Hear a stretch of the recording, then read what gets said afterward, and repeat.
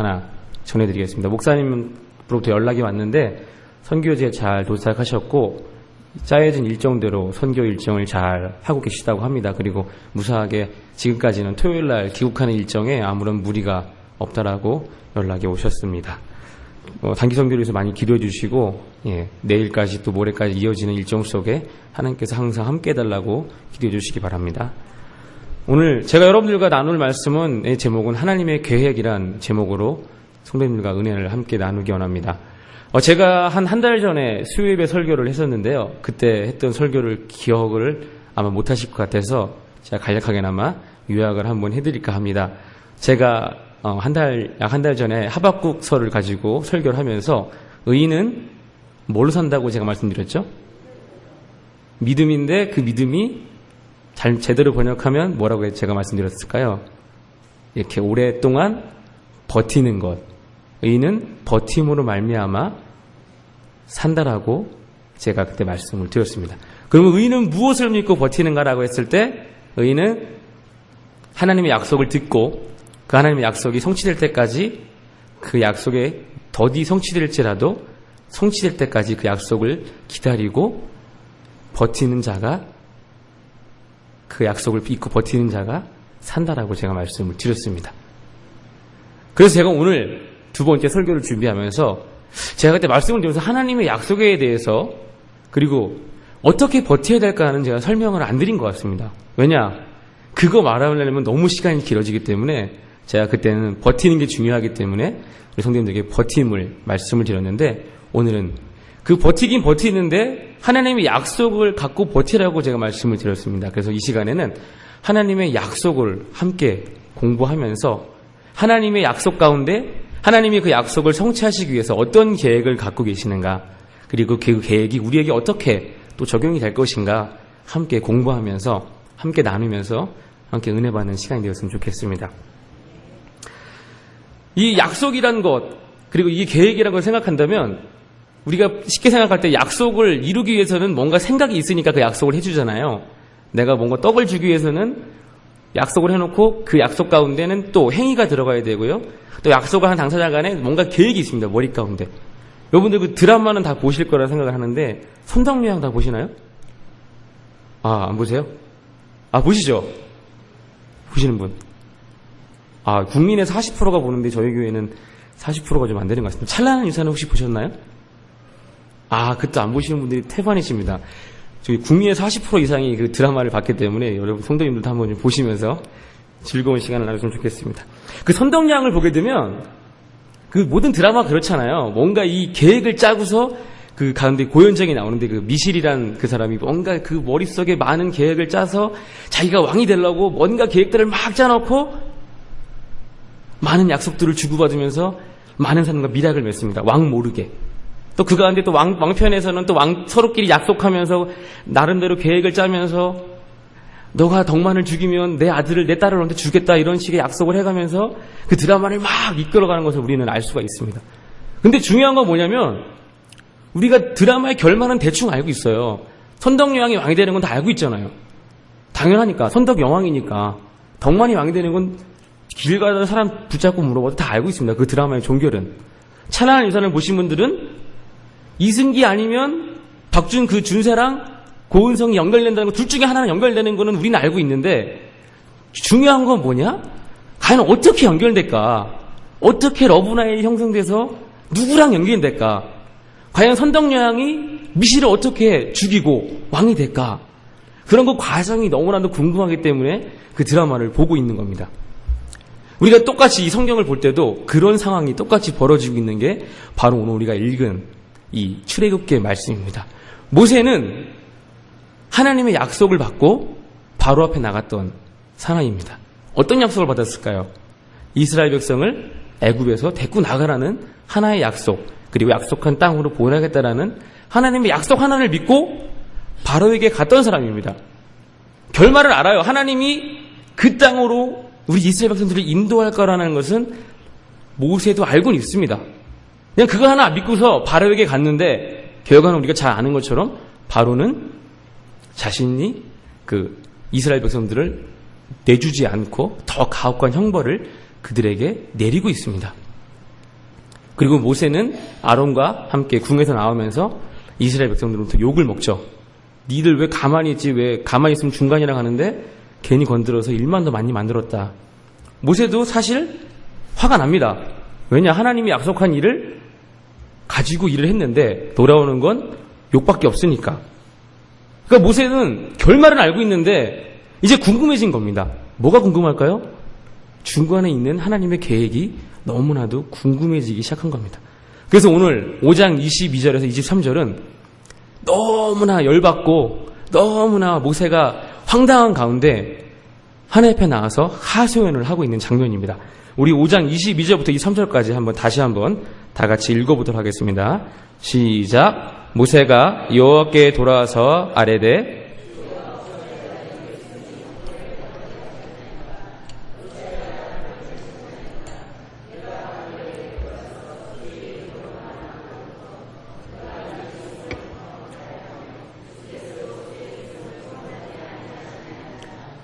네, 왜 구원하지 않냐라는 겁니다. 따지는 거죠. 왜 구원하지 않습니까? 구원한다고 약속은 해놨는데 말하면 될 줄 알았는데 전지전능한 하나님의 말씀 따라 갔는데 결국 모세는 실패를 안고 돌아왔습니다. 열받죠.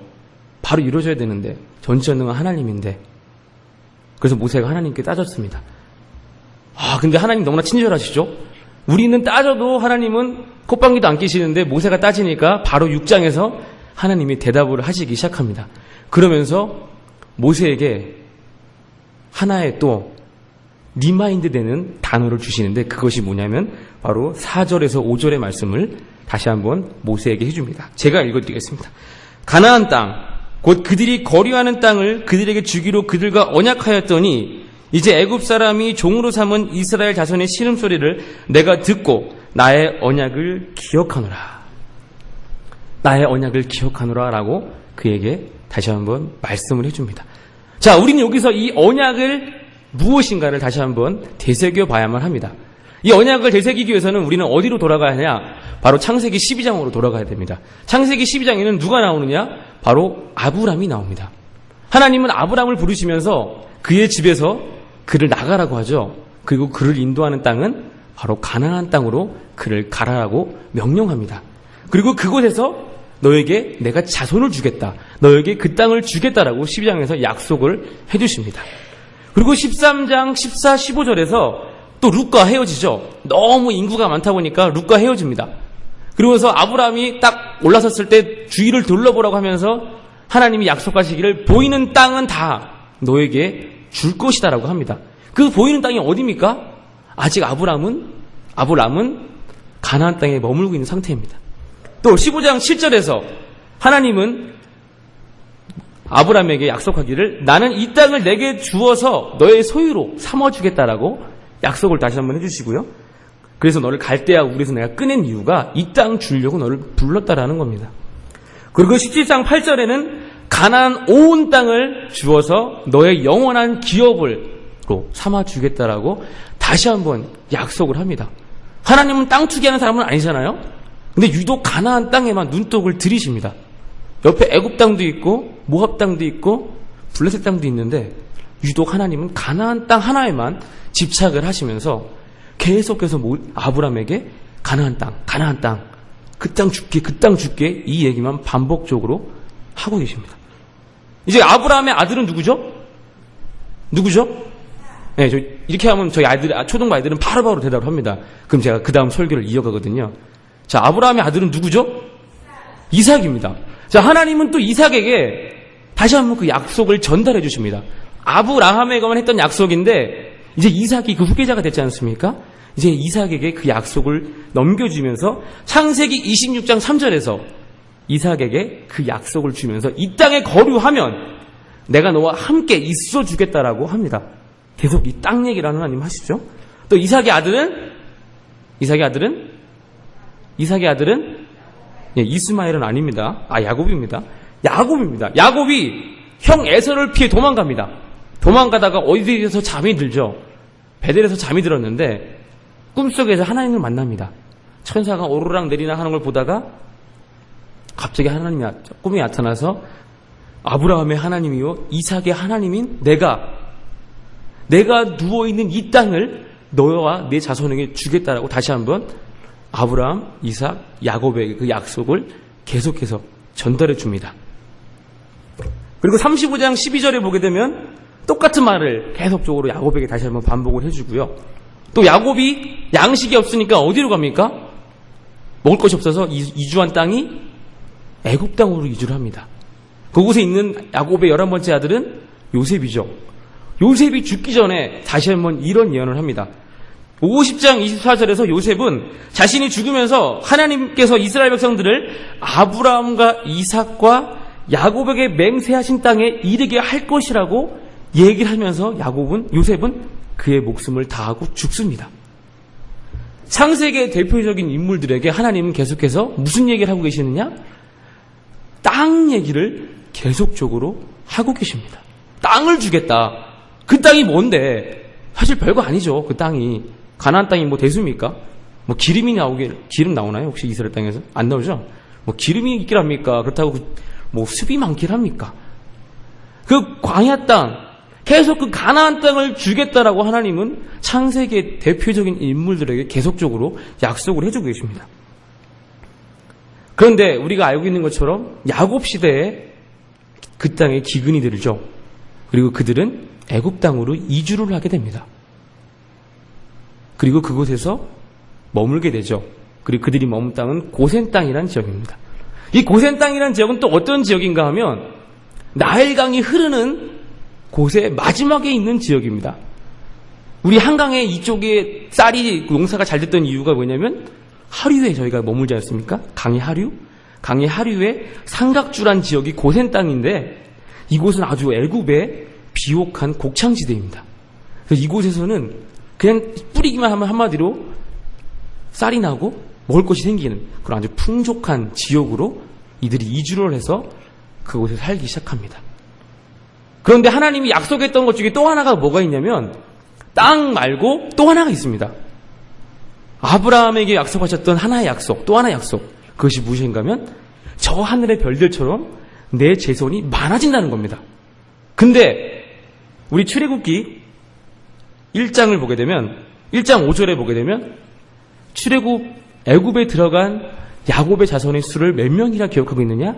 72명이라고 기록을 하고 있습니다. 여기서 또 하나의 하나님의 약속의 문제점이 등장합니다. 하나님은 약속하시면서 자손도 많고 땅도 주겠다 했는데 첫 번째 문제점은 일단 가나안 땅에 머물다가 주신 그 땅에서 적각불이 흐른다는 그 땅에서 풍년이 들지 않고 흉년이 와서 이들이 애굽 땅으로 이주를 한 것입니다. 또 하나의 문제점은 자손이 별과 같이 많다라고 했는데 하늘의 별이 72개는 아니잖아요. 72개는 아닐 텐데 아직까지 이들의 자손 수는 72명에 불과하다는 겁니다. 하나님의 약속은 가나안 땅에서 풍족하게 사는 것.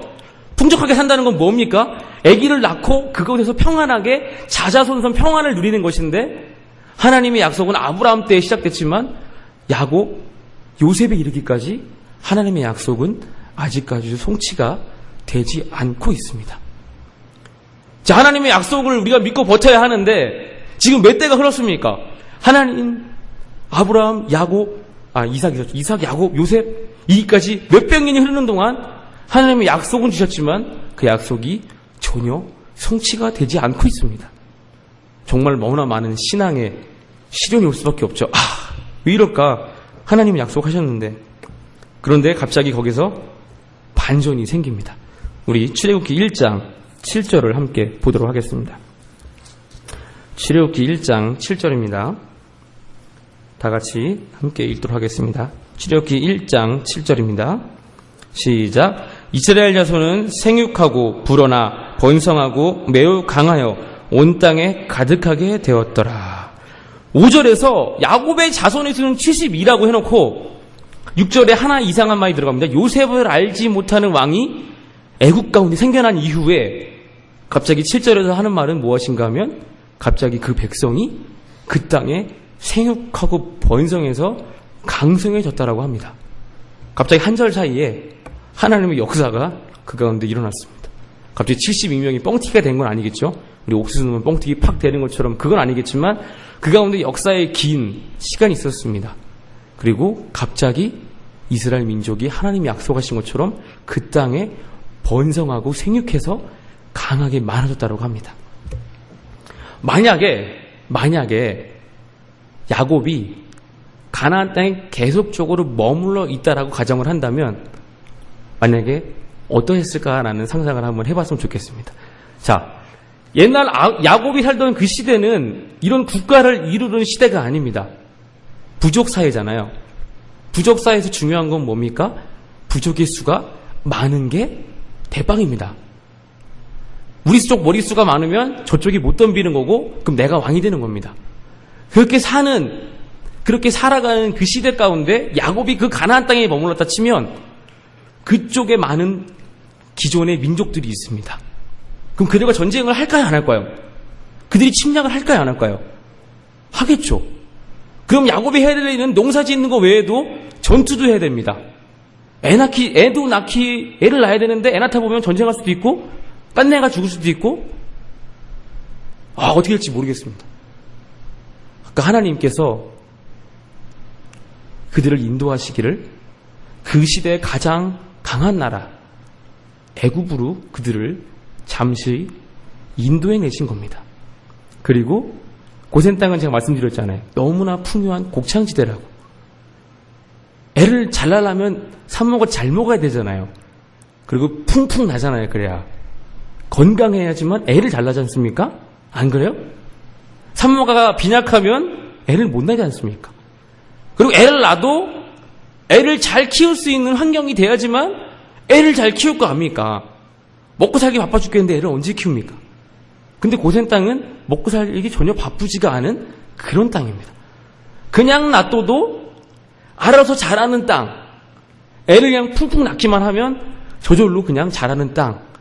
하나님께서는 잠시나마 그들을 애굽 땅으로 인도하셔서 하나님의 자그마한 계획 가운데 하나가 애굽 땅으로 그들을 잠시 내모으는 거였습니다. 그들의 눈에는 하나님의 약속은 가나안 땅인데 애굽으로 가는 건 하나님의 약속이 아닙니다. 그렇다고 내가 가나안에 끝까지 머물러 있겠다고 했으면 모르죠. 성경에 안 적혀 있으니까. 하지만 부족 사회 가운데 살아남으려면 가장 중요한 건 머릿수입니다. 머릿수가 많아야지만 그 땅에서 그들을 지배하고 그들을 점령해서 살아나갈 수가 있기 때문에 하나님께서는 잠시나마 애굽의 그늘 아래 그들을 피신시켰다가 갑자기 7절에서 반전되는 상황이 나타나게 되면서 8절에 애굽의 왕은 이제 그들을 노예로 삼기 시작합니다. 왜냐?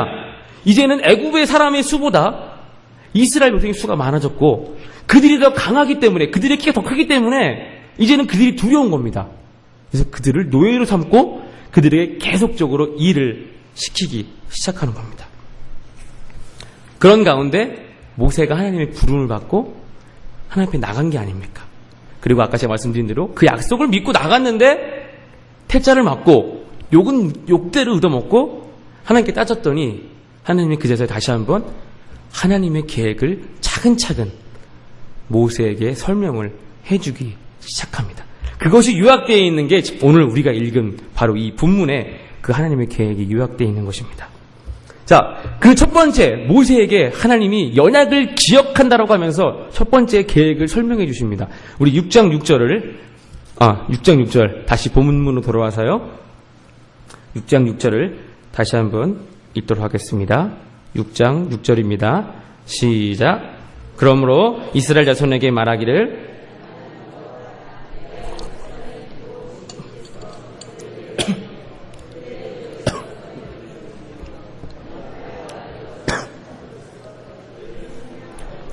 이제 역사의 뒤편에 잠시 숨어있던 하나님이 역사의 전면에 모세라는 사람을 들이미시면서 역사에 적극적으로 개입을 하시기 시작합니다. 그러면서 가장 중요한 6절의 단어가 있습니다. 건지고 빼내고 하는 가운데 마지막 단어가 바로 속량한다는 겁니다. 속량. 이 속량한다는 단어는 뭐냐면 옛날 성경에는 구속한다, 구원한다라고 적혀 있는데 이스라엘 백성들을 내가 첫 번째 그들을 내가 애굽의 압제하에서 구원해 내겠다라는 첫 번째 계획을 설명을 해주십니다. 왜 그들을 구원할까요? 왜 구원할까요? 그들이 가야 할 목적지가 있기 때문입니다. 하나님의 약속을 이루기 위해서 첫 번째 계획은 무엇인가 하면 이스라엘 백성들을 그 땅 가운데서, 압제 가운데서, 그들을 포로된 가운데서 구원해 내는 게 첫 번째 계획인 것입니다. 여기서 우리가 기억해야 할 게 있습니다.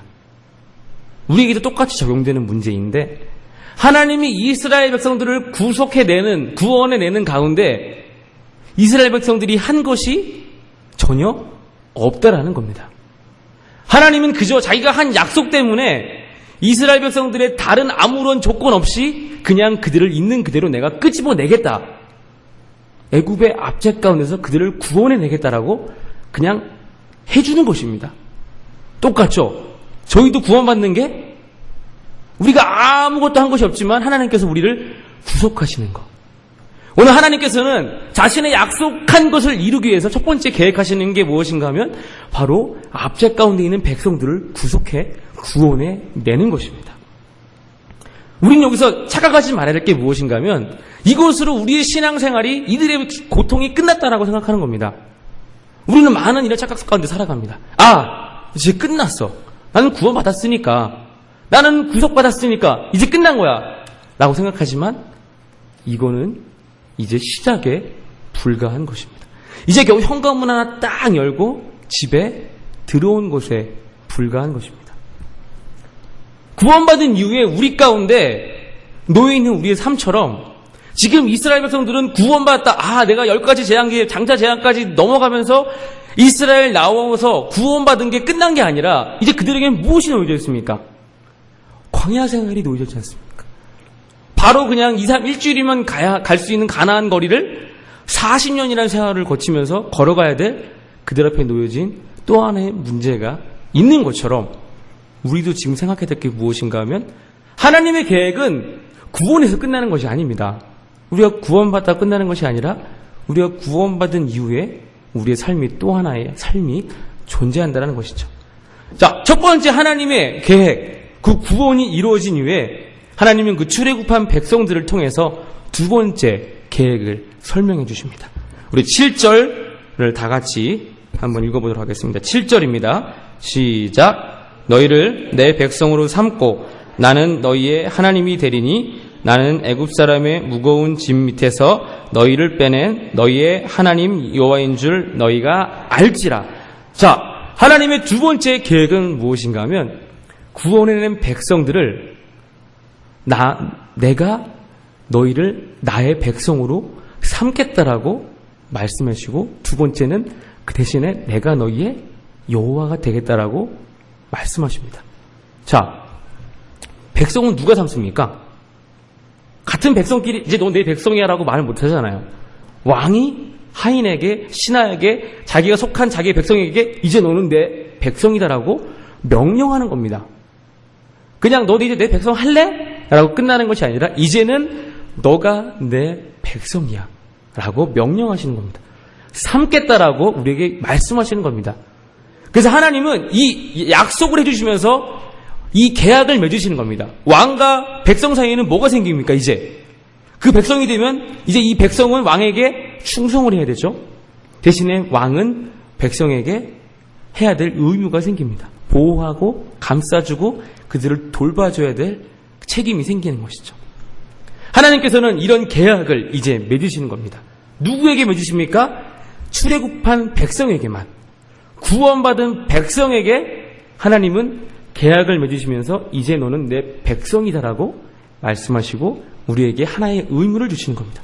그리고 그 의무는 바로 하나님께 충성. 다 같이 한번 해볼까요? 하나님께 충성. 하나님께 충성하는 것입니다. 그것이 하나님과 내가 맺은 계약이 되는 것입니다. 그리고 우리가 그 계약 공동체로 우리가 모여서 살아가는 겁니다. 그 다음에 그러니까 7절 마지막에 나왔습니다. 어떻게 나왔냐? 너희를 빼낸 너희의 하나님 여호와인 줄 너희가 알지라. 알지라. 명령하십니다. 두 번째 명령은 뭡니까? 나를 알아달라는 겁니다. 하나님의 세 번째 계획은 무엇인가 하면 출애굽한 백성을 계약 공동체로 삼으신 이후에 그 가운데 그들이 누구를 알아가기 원하시느냐? 바로 제가 아니죠. 저를 알아가시는 게 아니라 하나님 여호와를 알아가라고 명령을 하고 계시는 겁니다. 이 알라라는 단어는 예전에도 많이 설교 가운데 나왔던 단어지만 이 부부 가운데도 쓰이는 단어입니다. 남자가 여자를 알다, 여자가 남자를 알다, 이런 단어 있잖아요. 19세 이상 되는 사람만 들을 수 있는 그런 식의 단어에 이 알다라는 단어가 똑같이 쓰이고 있거든요. 그만큼 이 계약 공동체에 대한 백성에게 주어진 충성하는 그 의무 외에 이들이 해야 될 또 하나의 계획은 무엇인가 하면 하나님을 알아가는 겁니다. 그 하나님을 어떻게 알아갈까요? 하나님을 삶 가운데 경험합니다. 이 출애굽한 백성들은 출애굽하기 전부터 하나님을 경험하기 시작합니다. 10가지 재앙을 통해서 하나님을 믿는 백성과 믿지 않는 백성을 구별하시는 하나님의 능력을 보면서 하나님을 배우고요. 또 홍해문을 가르시는 하나님의 역사하심을 보면서 하나님을 경험하고 체험합니다. 그리고 매일매일 내리는 만나와 메추라기를 통해서 그들의 삶 가운데 또 하나님을 배우죠. 그리고 마라의 쓴물 가운데 그 쓴물을 치료하시는 하나님의 능력을 보고 하나님을 배웁니다. 전쟁 가운데 우리는 아무런 무기가 없는데 저절로 승리하는 하나님의 역사하심을 그들의 삶을 통해 하나님을 배우게 됩니다. 그리고 마지막에 요단강에 갈라서 가나안 땅에 들어가서 그리고 가나안 땅의 전쟁을 통해서 그들은 하루하루의 매일매일 삶 가운데 여호와를 배워가는 것입니다. 하나님은 그 치밀한 계획 가운데 첫 번째 그들을 구원하셔서 두 번째 그들을 계약 공동체를 삼으시고 세 번째는 그 가운데 하나님을 알아가게 계획을 짜놓으신 겁니다. 자, 그럼 하나님은 왜 이런 계획을 만드셨을까요? 마지막 네 번째 계획이 남아 있습니다. 그 네 번째 계획은 무엇이냐? 하나님께서 약속한 그 땅을 주시기 위해서인 겁니다.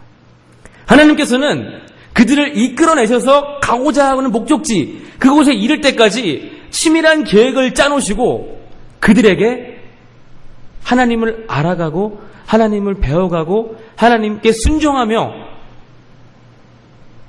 하나님께서 약속하신 그 땅에 이르기 위해 하나님의 계획에 따라 그들은 걸어갔던 것입니다. 하나님은 이스라엘 백성들을 향해서 이런 네 가지 계획을 갖고서 이들을 출애굽하셨던 것입니다. 그런데 하나님의 이런 계획은 성경 곳곳에 숨어서 나타나고 있습니다. 왕정시대에도 이 하나님의 계획은 똑같이 나타납니다. 이 구속이라는 의미는 반대로 말하면 축복의 의미도 됩니다. 왜냐? 구속받았다, 내가 구원받았다는 건 결국 우리에게 축복이 되는 거 아닙니까? 왕정시대에는 이것이 축복으로 된 것이 다윗 왕가 시대에 그들은 평안을 누립니다. 축복을 누리며 살아갑니다. 그리고 그들은 특별한 공동체가 되어서 그 땅에서 그 이스라엘 백성들만이 살아가야 될 삶의 양식으로 살아갑니다. 다른 이방 민족과는 다른 동물과 교제하고 남자끼리 여자끼리 성관계를 갖고 제물로 인간을 드리는 그 삶의 이방 민족들로 살아가는 것이 아니라 하나님의 백성된 계약 공동체로서 그 사람들만 살아야 될 특별한 삶의 방식을 가지고 그 땅 가운데 살아갈 때 하나님의 인도하심 속에서 하나님을 배우고 역사 가운데 하나님이 우리를 인도했던 것들을 배우면서 계속적으로 하나님을 배워갑니다. 그리고 결국에는 하나님이 약속한 그 땅에 계속적으로 머무를 수 있게 되는 것이죠. 그리고 포로 시대에는 어떻게 됩니까? 그들은 아수르와 바벨론에게 멸망당해서 그들은 포로가 돼서 끌려가죠. 다시 한번 제2의 출애굽이 그 가운데 발생합니다. 다시 한번 그들을 하나님은 구속하시고 그들을 다시 한번 계약 공동체를 삼으시고 그리고 그들에게 하나님을 알아가길 바라시면서 하나님을 아는 지식을 가르치시고 결국에는 그들에게 약속한 땅으로 그들을 인도해내신 겁니다. 이것은 신약에도 똑같이 나타납니다. 예수님께서 우리를 구원하시기 위해서 오셨지 않습니까? 그리고 우리를 구속하시고 하나님은 그 믿는 사람들을 하나로 모으신 게 바로 지금의 교회가 된 것입니다. 우리는 이 교회에 모여서 무엇을 합니까? 예배드리죠. 하나님께 찬양하죠. 하나님께 감사를 드립니다. 그러면서 우리는 누구를 배웁니까? 말씀 가운데 하나님을 알아갑니다. 그럼 우리는 하나님을 어떻게 경험할까요? 우리 산 가운데 만나가 내립니까? 홍해가 한강물이 갈라집니까? 우리에게 약속한 땅이 있습니까? 아무것도 없잖아요. 그럼 우리는 하나님을 어떻게 경험할까요? 우리는 우리의 역사를 뒤돌아보야만 합니다. 성경 가운데 있는 역사 가운데 하나님은 너무나도 확연하게 그의 발자취를 남겨놓으셨습니다. 우리는 이 역사를 부정할 수가 없습니다. 역사 가운데 하나님의 발자취가 너무나도 많이 남아있기에 우리는 역사를 뒤돌아보는 것만으로도 하나님을 경험할 수가 있습니다. 짧게는 내 자신의 역사만 뒤돌아보더라도 내 삶 가운데 역사했던 하나님을 우리는 너무나도 쉽게 발견할 수 있고 우리는 체험할 수가 있습니다. 우리는 그렇게 하나님을 배워갑니다. 왜 배워갈까요? 하나님께서 우리에게 약속하신 그 땅에 이를 때까지 그것이 우리가 하나님 알아가는 것이 하나님의 계획이기 때문입니다. 중간에 하나님 알기 싫다고 도망가면 그럼 그 사람은 어떻게 될까요? 제가 우리 초등부 아이들에게 자주 얘기합니다. 운동장 10바퀴를 뛰어야지만 하나님께서는 그 사람에게 구원을 준다라고 약속을 하셨습니다. 근데 중간에 뛰다 보니까 5바퀴 뛰니까 체력이 딸립니다. 못 뛰겠습니다. 그래서 못 뛰겠다라고 도망갔습니다. 근데 하나님은 10바퀴를 뛰어야지만 그 사람을 구원한다고 했는데 그게 하나님의 계획인데 너무 힘드니까 못하겠다라고 도망갔습니다. 그럼 그 사람은 어떻게 될까요? 결국에는 하나님 끝까지 끌고 와서 5바퀴를 뛰게 만드십니다. 그리고 결국에는 하나님께서 약속하신 그 땅으로 그를 끌고 가십니다. 우리는 이 사실을 절대 잊지 말아야 할 것입니다. 그럼 우리는 어떻게 살아갑니까? 하나님을 믿고 하나님의 공동체가 되었습니다. 우리는 특별한 계약 가운데 살아갑니다. 우리가 해야 될 의무는 하나님께 충성하는 것이고 그 가운데 하나님이 안배해 놓으신 계획은 우리가 하나님을 계속해서 알아가는 것입니다. 그래서 하나님께서 약속하신 그 땅에 우리는 이를 때까지 죽어라 그 일을 해야만 하는 것입니다. 그런데 그 가는 길이 이스라엘 백성들이 40년 동안 걸었던 그 땅처럼 너무나 힘이 들고 너무나도 어렵고 고난의 길이라는 겁니다. 가끔 고기 먹고 싶다고 투정도 부리기도 하고요. 가끔 목마르다고 하나님께 투정 부리기도 합니다. 덥다고 짜증도 내죠. 그러다 불만이 커져서 무리를 이탈하기도 합니다. 가끔은 두고 온 애굽 땅으로 갔으면 하는 생각도 들기도 하고 거기서 먹던 밥도 생각이 나고 만나도 좀 질리고 메추라기도 좀 질리고 다른 고기는 없을까라는 생각도 들기도 하죠. 또 전쟁에 이길 자신이 없어지기도 합니다. 내가 어떻게 이겨? 라고는 쟤는 서울대고 나는 저 지방인데 아무리 봐도 게임이 안 될 것 같은데. 약속의 땅이라고 하는데 쉽게 절대 우리에게 얻어지지가 않습니다. 하나님은 준다라고 약속했는데 어찌 보면 내가 열심히 노력해서 얻어가는 것 같은 그런 느낌이 듭니다. 왜 하나님은 그냥 쉽게 안 주고 쉽게 고생해서 얻게 하실까? 불만도 나오고 돌아가고 싶기도 하고 그냥 안 믿는 저 사람처럼 편하게 살고 싶기도 하고 많은 고민이 우리 가운데 들기도 합니다. 하지만 우리가 할 수 있는 건 딱 한 가지밖에 없습니다. 뭘까요? 제가 지난번에 설교했던 오직 의인은 그의 버팀으로 말미암아 산다라는 겁니다. 무엇을 믿고요? 하나님의 약속을 믿고 버팀으로 말미암아 우리는 살아갈 수 있다는 겁니다. 하나님은 우리의 인생 가운데 너무나도 확연하게 하나님의 계획을 심어놓으셨습니다. 우리가 이 계획을 몰랐다라면 살아가기 힘들 수도 있죠. 하나님은 계획까지는 알려주셨습니다. 계획까지는.